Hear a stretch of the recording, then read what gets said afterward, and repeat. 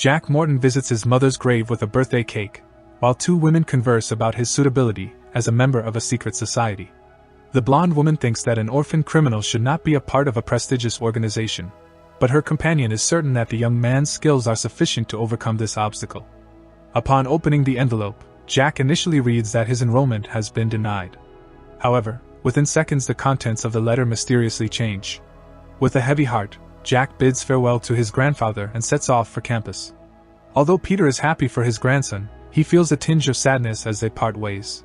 Despite this, he encourages Jack to make a name for himself and demonstrate his worthiness to be invited into the exclusive secret society known as the Blue Rose. The only path Jack sees to reach the person responsible for his mother's disappearance is by joining a certain group. However, Peter seems unaware when Jack is suddenly lifted up by a few individuals and taken away. Jack and a couple of other young men are on the verge of being inducted into the school community, but Jack declines the invitation as he has already secured a position in another organization. After being released, Jack moves into the dormitory and discovers that he will be rooming with the peculiar Clay Turner. The occupant of the adjacent room takes an interest in Jack upon noticing a blue rose emblem on him, and attempts to obtain information on how to contact the order. However, their conversation proves unfruitful and escalates into a physical altercation, prompting Alyssa Drake to intervene and restore peace. In an attempt to impress Alyssa, Jack organizes a tour for the incoming freshmen, sharing all the knowledge he has acquired about the university. The scheme proves successful, as the freshmen are immediately abuzz with talk of the budding romance between Jack and Alyssa. During this time, Jack befriends Randall, a jolly senior who advises him that the Blue Rose Society isn't the most desirable group to be a part of. Despite not taking Randall's opinion too seriously, he is disheartened to hear that society has no use for individuals like himself, and that his chances of acceptance are slim. Chancellor Stone, a member of the society, brings a detective to Jack's room to investigate the death of an individual with whom Morton had previously engaged in a physical altercation. Jack asserts to the detective that he had not seen the individual with whom he had fought after the altercation, and the detective departs without any concrete evidence, promising to verify the freshman's alibi. After Chancellor Stone delivers a warning to Jack, an envelope and a blue rose mysteriously appear on his bed after her departure. Following the instructions in the note, Jack arrives at a designated location where he meets several other prospective members and two masked curators who assign them a task of locating coins that will determine the three finalists. The other candidates form an alliance against Jack in an attempt to secure seats in the society without his presence. However, Jack manages to hold his own and ventures into the woods to search for the coin. While searching, he stumbles upon one of his rivals who is severely injured. Despite Jack's efforts to assist him, the individual remains hostile towards him, causing Jack to leave him behind and continue his search. Jack manages to locate a coin hidden within a box containing a wild animal, exhibiting bravery as he reaches in and retrieves the artifact.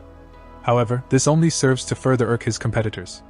Together with Amir, Jack discovers a fellow student who has been assaulted by an unknown assailant.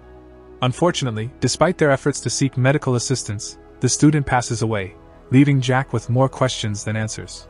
As the next assignment presents a significant challenge, Jack seeks advice from both his friends and the instructor. After a confrontation with a fellow student, Jack opts to tail his opponent. While trespassing in an empty structure, Morton stumbles upon a concealed route that leads him to a dungeon. Within the dungeon, the Order of the Blue Rose is convening for a meeting. The assembly scrutinizes footage of Morton attempting to assist a young woman off campus as part of a candidate evaluation process. Jack confides in his grandfather and shares all the details with him. The grandfather is thrilled to hear that the stories about the Order of the Blue Rose are factual.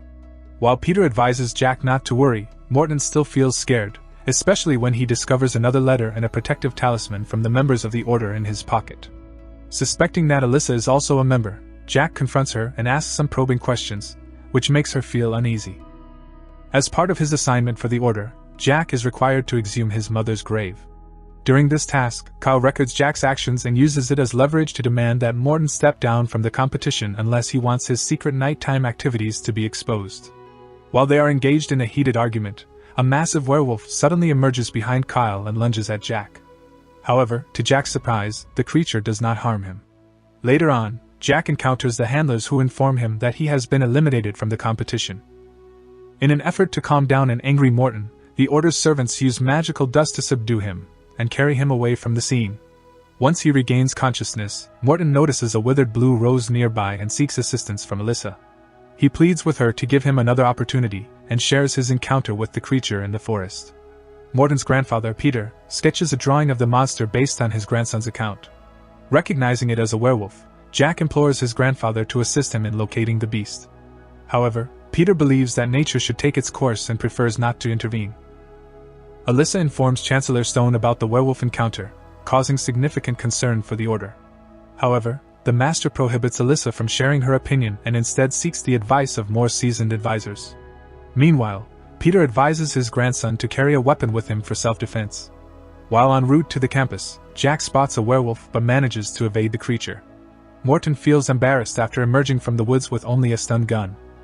Morton meets with his friend Amir and cautions him not to venture too far from others to avoid falling prey to the creature that attacked their peers. Despite the warning, Amir tragically dies in front of other students. Morton confides in Randall about the werewolf, and the two hatch a plan to capture it. They decide to tail one of their classmates, but at some point, Randall abandons Morton and seems to have an ulterior motive of framing Jack. During his search for the werewolf, Jack encounters Alyssa and shares his plan with her. She decides to join him, and they continue their pursuit of Gabrielle. Meanwhile, the Order's mentors debate whether Morton should have been among the candidates. It is revealed that Gabrielle is Gregory's mother, and she threatens Morton that she will report everything to the High Master. After conducting their surveillance, Jack and Alyssa are able to save Gabrielle. However, they discover that the attacker is not a werewolf but something resembling a reanimated corpse. The two friends find themselves in peril but are saved when a voice calls the monster away. Later that evening, Randall attempts to extract more information from Morton. Morton speculates aloud that the culprit behind the recent murders is likely someone who was unable to gain entry into the Order, and is now attempting to eliminate the other candidates. Jack, on the other hand, firmly believes that Gregory is responsible.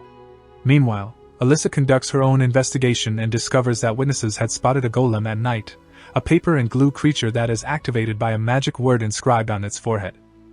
The boy confides in his girlfriend that he has suspicions about Gregory, but she disagrees, thinking he is not skilled enough for such a crime.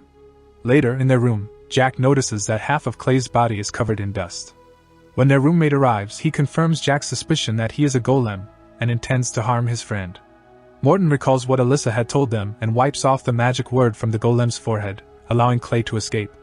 Jack brings the golem's head to an Order meeting as evidence.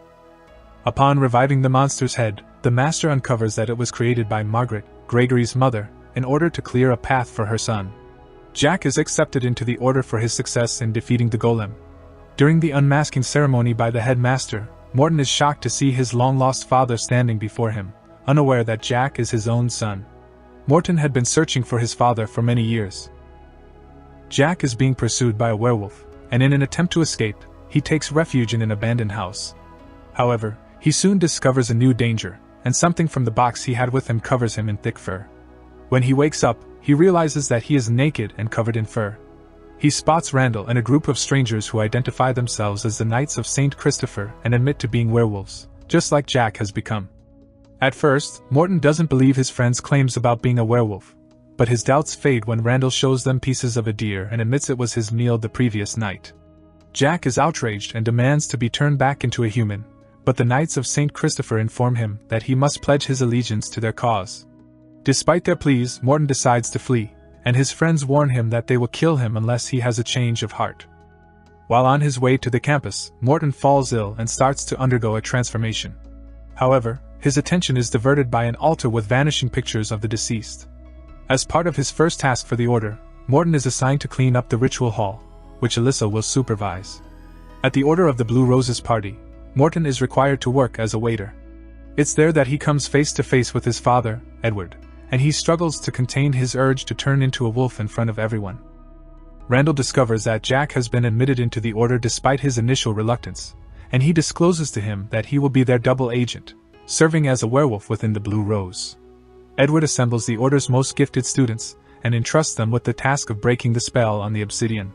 Kyle is the first to volunteer after sneaking a peek at Alyssa's incantation, but his attempt ends in disaster, resulting in him fracturing his arm.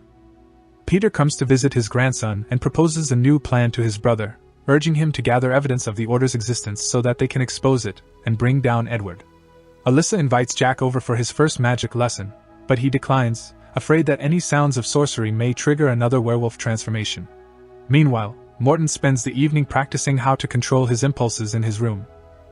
After much practice, Morton finally succeeds in gaining control over his impulses, allowing Jack and his friends to practice witchcraft, including illusions that make people see and feel things that aren't real. When Randall's associates learn that Jack has joined the order, they decide to eliminate him. To save his friend's life, the leader of the order agrees to a beer-drinking competition as a challenge. Peter is upset with his grandson for not trying to take revenge against the order and Edward, who were responsible for his mother's death. However, Jack explains that he is unable to obtain any evidence due to a protective spell. Meanwhile, Alyssa finds out that her friend has been practicing illegal magic. Although she protects him this time, she warns him that she will not do it again in the future. Once her friend had left, the girl went back to the obsidian and successfully broke the spell, bringing the ancient stone under control. Meanwhile, Jack suspects that his friends are plotting to harm one of the teachers, and rushes to warn her. However, the sound of magic catches Morton's attention, causing him to turn around. When he wakes up in the forest next to his deceased professor, Morton becomes convinced that he is the one who killed her. Jack then shares the details of what happened with Randall. The boys visit Miss Benson's house, where it all started, to investigate if the werewolf has attacked her as well. However, the house is deserted, and Morton asks his friend to search it. Meanwhile, Alyssa requests the Chancellor to release her from her responsibilities as Jack's mentor, explaining that she is occupied with studying under Edward. This makes Stone envious, and she implies to the student that there are others like her in the master's class. Miss Benson is hospitalized, and Brandon informs his friend that the official explanation is a car accident. After calming down, Morton goes to the cafeteria to meet Randall and discuss their next move after Morton's unintentional consumption of his own professor. Later, the leader of the werewolf group entices his friend to come to his residence, where they, along with other members of the werewolf order, confine Jack to the basement, while they determine how to address his use of magic. Alyssa attends Edward's classes, where he reveals to her the body of a knight that conceals another section of an ancient book, similar to the one hidden in the obsidian. Jack persuades the werewolves that he intends to eliminate Edward, prompting them to offer him a chance to form a temporary alliance with the wizard. Meanwhile, Edward convinces Alyssa to enter the deceased knight's subconscious to retrieve the second section of the book. Despite the potential risks involved, the girl meekly agrees to follow her mentor's orders. The werewolves instruct Morton on how to unleash and regulate his inner wolf, but he still harbors resentment towards his friends for transforming him without his consent. Alyssa struggles to make progress, as she is repeatedly ejected from the alternate realm and unable to locate the scroll. Eventually, Edward takes pity on her and terminates the ritual, pledging to resume the following day. In contrast, Jack's training yields positive outcomes as he gains mastery over his abilities and recollects that the professor was under a magical influence, compelling him to slay the academician to safeguard Miss Benson. Detecting signs of witchcraft, Jack suspects that his friends are behind it. He requests the werewolves to spare Gabrielle and Brandon, pledging to locate an alternative solution to counter the magic. As an act of good faith, he offers his life as collateral. Alyssa discovers the book once more in her subconscious, but she is unable to retrieve it. Suddenly, the deceased knight awakens and frees Edward from his bondage, enabling him to bring Alyssa back home. Fortunately, Alyssa was able to obtain a book for Edward before he broke free and grabbed the rope just in time. The master expresses his gratitude for her timely assistance. After being discharged from the hospital, Miss Benson's house is surrounded by a group of bewitched mercenaries. In order to protect the teacher and discover who is behind the plot to harm her, the werewolf pack must embark on a hunt. During their pursuit, Morton is forced to transform into a wolf to subdue one of the attackers. However, in the process, he finds himself stranded in the middle of the street without any clothes on, making him visible to all onlookers. Following their triumph, the company rejoices in celebration. However, Morton confesses that he is unable to forgive himself for the loss of his beloved professor, despite their numerous victories. In an effort to ease his conscience, he confides in Chancellor Stone about his guilt. In response, she advises him not to repeat his mistakes and assigns him to attend a harassment seminar after Miss Benson files a complaint regarding his peculiar conduct. After burying the professor, the boy heads back to the woods to express his remorse to the deceased. With the support of Randall and the other werewolves, he is able to assist his friend, and Morton decides to unite with their group in their fight against malicious sorcery.